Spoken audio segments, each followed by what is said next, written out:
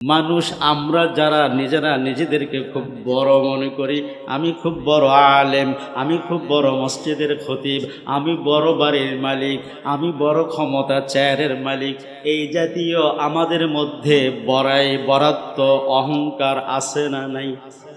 আমি তো দুর্বল, আমি যেই পচা গন্ধা দুর্গন্ধময়ী, এক ফোঁটা পানি থেকে আমার সূত্রপাত, তাহলে আমার বড়াই করার মতো, অহংকার তাকাব্বুর করার মতো কিচ্ছু আমার হাতে নেই। আছে? চিন্তাশীলরা চিন্তা করে ভাবে আমি কোত্থেকে আসলাম, কিভাবে আসলাম। আমার আসার পিছনে কেউ না কেউ একজন কারিগর ছিলেন। কিন্তু এই মানুষ, তোমার জন্ম কিসের থেকে, কি দিয়ে, একটু চিন্তা করো। আল্লাহ পাক যত হাজার মাখলুক দুনিয়ায় প্রেরণ করেছেন, সবগুলো মাখলুকের মধ্যে আল্লাহ পাক শ্রেষ্ঠত্ব দান করলেন বনি আদম মানুষকে। কিন্তু চিন্তা করলে দেখা যাবে মানুষই সবচাইতে বেশি দুর্বল। আমরা দেখে থাকব বাসা বাড়িতে যারা মুরগি পালন করি, হাঁস মুরগি লালন পালন করি, মুরগির বাচ্চাটা যখনই ডিম থেকে ফুটে বের হয়, মুরগির বাচ্চা মায়ের কোল থেকে বের হয়ে মুরগির বাচ্চাটা তাৎক্ষণিকভাবেই তার রিজিক সন্ধানে বের হয়ে যায়। সামনে যে দানা দেখে ওই দানার উপরে ঠোকর দেয়, ঠিক কিনা? জন্ম হওয়ার সাথে সাথে একটা মাখলুক, প্রাণী, যার কোনো বুঝ নাই, জ্ঞান নাই, এই একটা প্রাণী বের হওয়ার সাথে সাথে রিজিকের সন্ধানে চেষ্টা করা শুরু করে দেয়। নিজের রিজিক নিজেই সন্ধান করে, আহার করে। আবার দেখবেন ছাগলের বাচ্চা, গরুর বাচ্চা, ছাগল যখন বাচ্চা দেয়, বাচ্চাগুলো যখন দুনিয়ায় মাটিতে পড়ে, মাটিতে পড়ার সাথে সাথে বাচ্চাগুলোকে যখন ধুয়ে মুছে পরিষ্কার করা হয়, কিছুক্ষণ পরেই বাচ্চাটা শোয়া থেকে উঠে বসে পড়ে, কিছুক্ষণ পর বসা থেকে উঠে দাঁড়ায়, দাঁড়ানো থেকে কিছুক্ষণ পর আবার একটা দৌড় দেয়, ঠিক কিনা? বলুন, এই বাচ্চা মাত্র ভূমিষ্ঠ হলো, এই ছাগলের বাচ্চাটাকে এই ব্রেন দিল, এই বুদ্ধি কোত্থেকে সে পাইল? মুহূর্তের মধ্যে অল্প সময়ের ব্যবধানে বাচ্চাটা জমিনে পড়ল, সাথে সাথে উঠে দাঁড়ালো, এরপর ক্ষণে সে উঠে দৌড় দিল, এরপর ক্ষণে গিয়ে দেখবেন এটা চাটা দেয়, ওয়ালে চাটা দেয়, কিছু পাইলে গাছের উপরে চাটা দেয়, ঠিক কিনা? তার মানে আহার উপার্জন করতে হবে, চেষ্টা শুরু করে দেয়। সব মাখলুক এরকম অবস্থা। কিন্তু দেখবেন ওরা 2-4 দিনে নিজের স্বয়ং সম্পূর্ণ চলাফেরা করতে পারে, নিজের খাবার নিজে খেতে পারে, নিজের খাবার নিজে তালাশ করতে পারে। ওরা দুর্বল প্রাণী। দুর্বল না সবল? দুর্বল না সবল? দুর্বল। কিন্তু তাৎক্ষণিকভাবেই ওরা নিজেরা সবল হয়ে যায়। কিন্তু মানুষ, যে মানুষকে আল্লাহ তাআলা এত সবল শক্তি, বুদ্ধি, মেধা দিয়ে দুনিয়ায় প্রেরণ করলেন, পাঠানোর পূর্বে আপনারা জানেন আল্লাহ পাক মশওয়ারা করলেন, পরামর্শ চাইলেন নূরের তৈরি ফেরেশতাদের কাছে। ফেরেশতারা জবাবে বলেছিলেন, আল্লাহ, কোনো দরকার নাই, প্রয়োজন নাই। ওরা দুনিয়ায় গিয়ে হাসাদ করে, ফাসাদ করবে, মারামারি করবে, কাটাকাটি করবে, আমরাই তো আপনার ইবাদতের জন্য যথেষ্ট। আল্লাহ তাআলা বললেন, ইন্নি ইন্নি, তার মানে আল্লাহ নিজের কথা বলছেন, ইন্নি আ'লামু মা লা তা'লামুন। ফেরেশতারা ঠিকই বলছো, তোমরা তো সর্বক্ষণ আমার ইবাদত বন্দেগী করো, তোমাদের আহার নিদ্রা, ভয় ভীতি, খাওয়া দাওয়া, রিজিক সন্ধান কোনো কিছুই প্রয়োজন হয় না। সর্বক্ষণ আমার গুণগান করো, আমার আবাদত করো, এটা ঠিক। কিন্তু আমার মনে চাইছে আমি মানুষকে দুনিয়ায় পাঠাইব, ওই মানুষরা প্রতিনিধিত্ব করবে খলিফা হিসাবে, আমি দুনিয়ায় পাঠাবো। আমি জানি ওদেরকে পাঠাইলে ওরা কি করবে, যেহেতু আমি নিজ হাতে তৈরি করলাম, কুদরতি হাতে। সুতরাং আল্লাহ তাআলার সিদ্ধান্ত অটল থেকে দুনিয়ায় মানুষ পাঠাইলেন। পাঠানোর পরে আল্লাহ তাআলা হযরত আদম আউয়ালুন নাস, প্রথম মানুষ, তার নাম কি? একটু জোরে বলি। পৃথিবীর শুরু, প্রথম মানুষ হযরত আদম আলাইহিস সালাতু ওয়াস সালাম। এই পৃথিবীর কর্মধারায় সিরিয়াল অনুযায়ী 1 লক্ষ অথবা 2 লক্ষ পয়গম্বর নবী রাসূল, 2,24,000 পয়গম্বর প্রেরণ করলেন। এর মধ্যে 1 নাম্বার সিরিয়াল কার ছিল? সকলে একটু বলি। 1 নাম্বার সিরিয়াল হযরতে আদম আলাইহিস সালাতু ওয়াস সালাম। তিনি প্রথম 1 নাম্বার মানুষ, তিনি 1 নাম্বার নবী পাঠাইলেন। দুনিয়ায় মানব জাতিকে পাঠানো শুরু হলো। এবার আল্লাহ তাআলা বলেন, আমি কেন এই মানুষকে দুনিয়ায় পাঠাইলাম? এই মানুষ তো মাখলুকের মধ্যে সবচাইতে দুর্বল।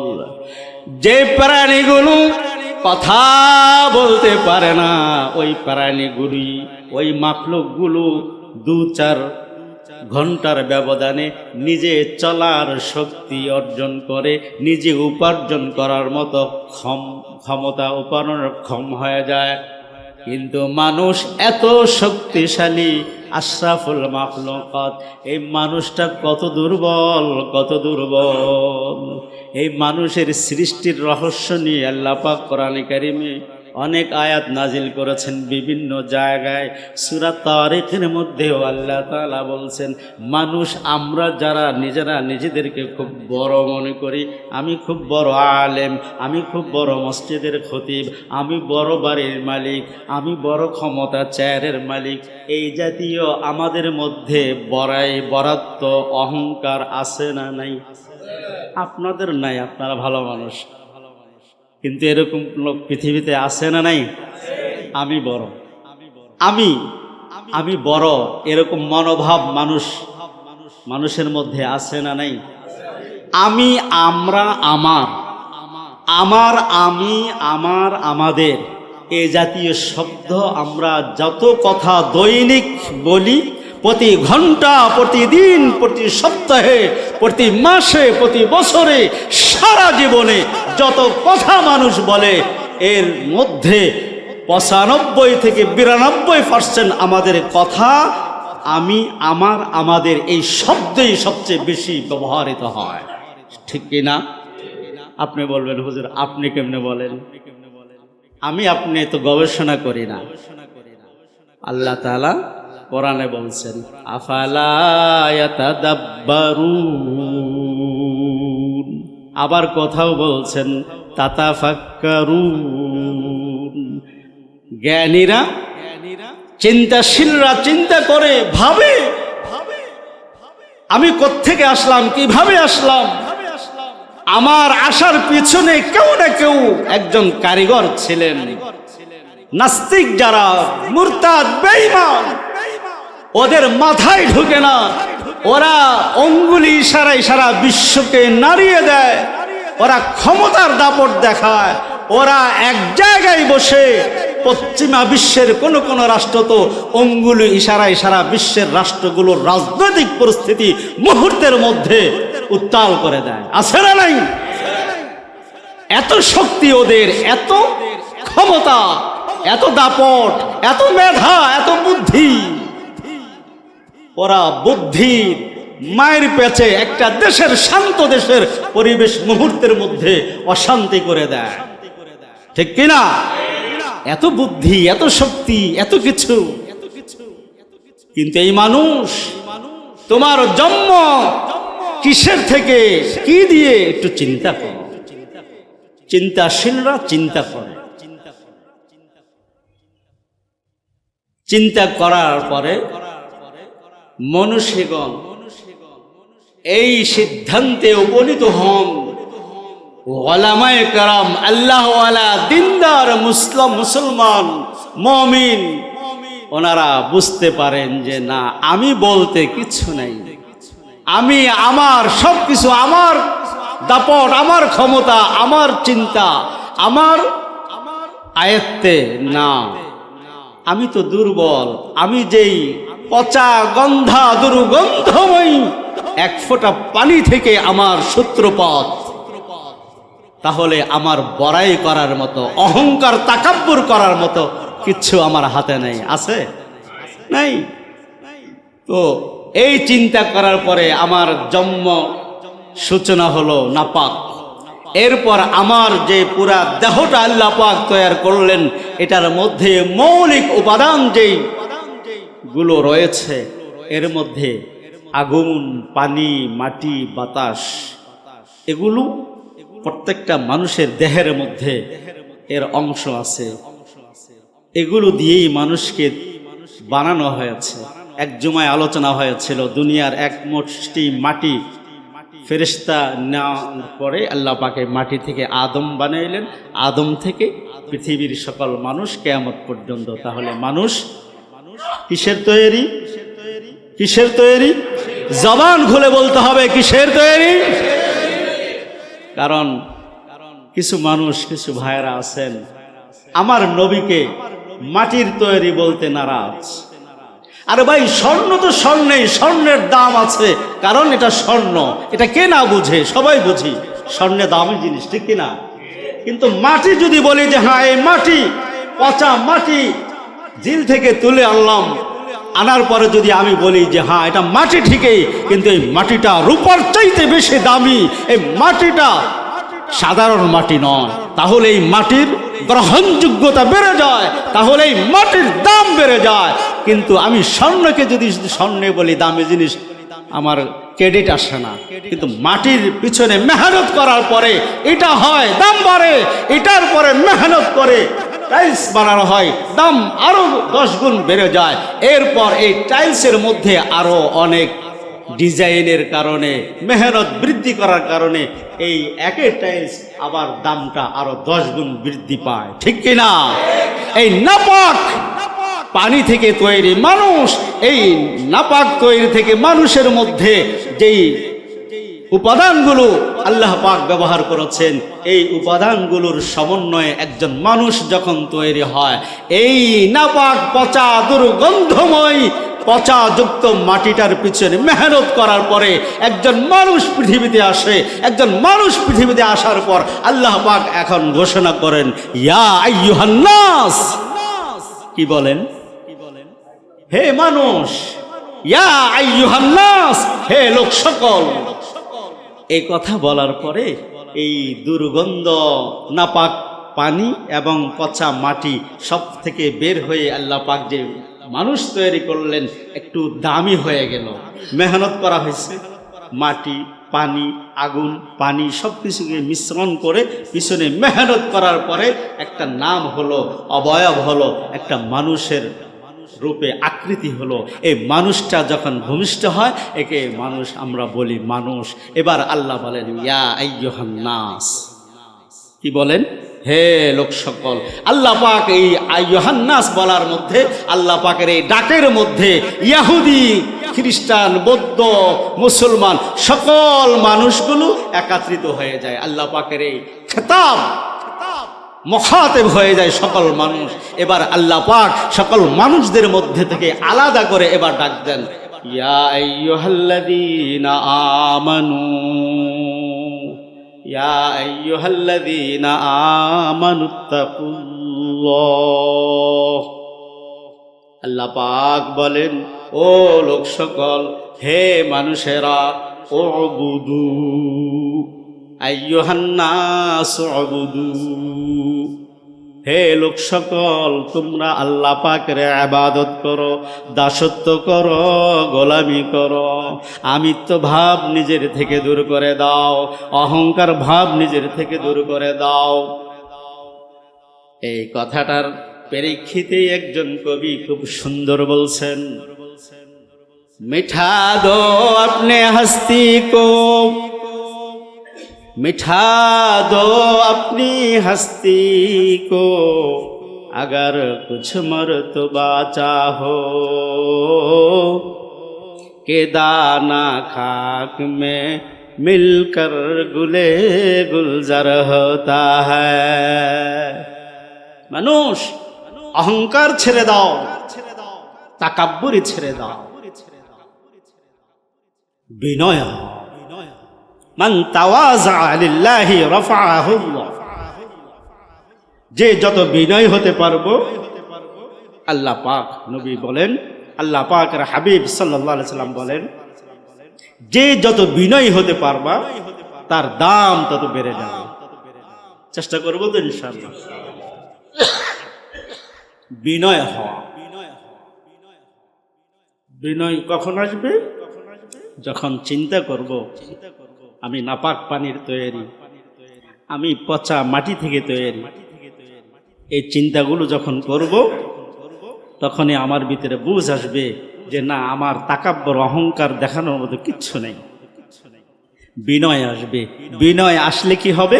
এবার আল্লাহ পাকের দিকে মনোনিবেশ হবে।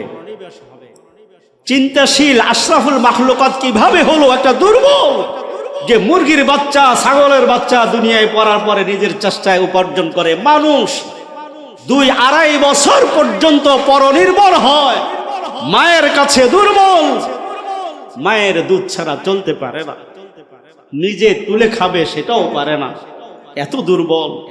6 মাস পর কোনো মতে সামান্য খাবার, নরম তরল খাবার মুখে দেয় শুরু করে।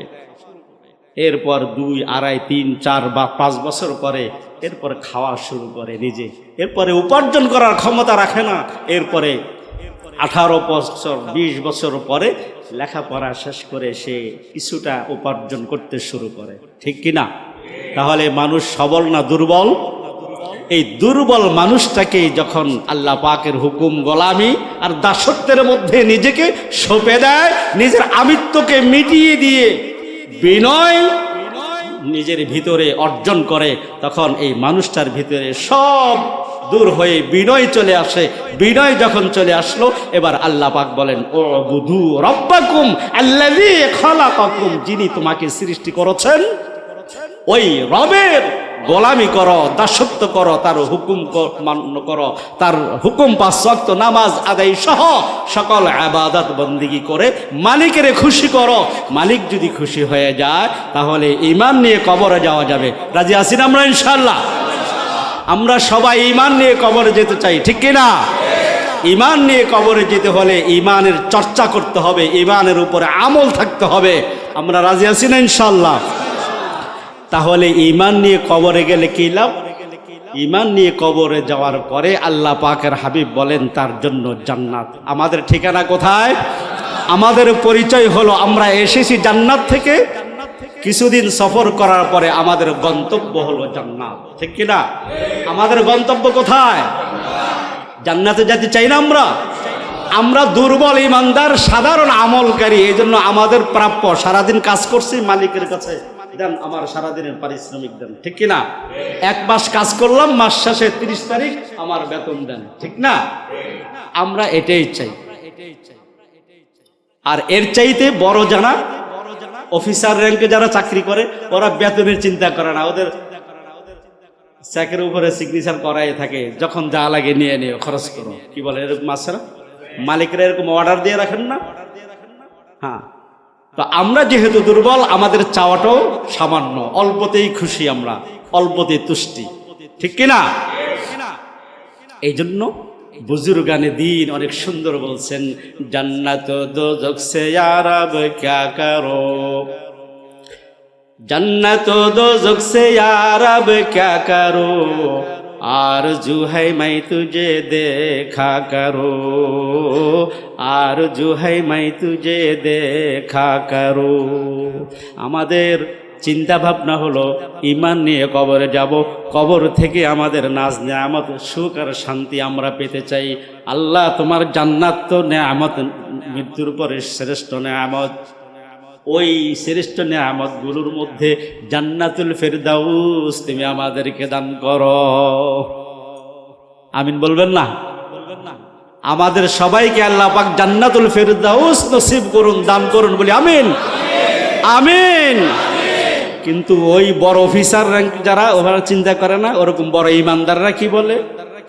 কোনো কিচ্ছু বুঝি না, জান্নাতও বুঝি না, জাহান্নামও বুঝি না, এগুলোর কোনো টেনশন আমার নাই। আমি চাই মালিক তোমার দিদার, জান্নাত দোজখ সে यार अब क्या करूं, आरज़ू है मैं तुझे देखा करूं। আল্লাহর সাথে জান্নাতের যত ধরনের নিয়ামত, মালা আইনুন রাআত ওয়ালা উযুনুন সামিআত ওয়ালা খাতার আলা কলবি বাশার। আল্লাহর রাসূল হাদিসে বলেন যে বান্দা আমার উম্মত তোমরা ইবাদত করো, আমিত্বকে মিটিয়ে দাও, বিনয় অর্জন করো, ক্ষমতার দাপট ছাড়ো, টাকার পয়সার বাহাদুরি ছেড়ে দাও, বিনয় হও, ইবাদত করো, ঈমান ফিট করো, হক পথে চলো।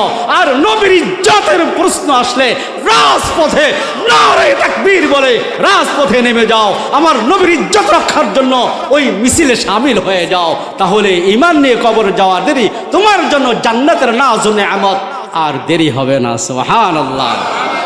রাজি আছি না ইনশাআল্লাহ? আল্লাহ পাক আমাদেরকে আল্লাহ ওয়ালা হওয়ার তৌফিক দান করুন। আল্লাহ তাআলার গোলামি করে, নবীর সুন্নাত মেনে, নবীর ইজ্জত রক্ষা করে, ঈমান নিয়ে কবরে গিয়ে জান্নাতুল ফেরদাউস একাত্রে আমরা সবাই যেন থাকতে পারি। এই উপযুক্ত আমল আর কাজ দুনিয়া থেকে আমাদের সবাইকে করে যাওয়ার তৌফিক দান করুন, বলে আমিন।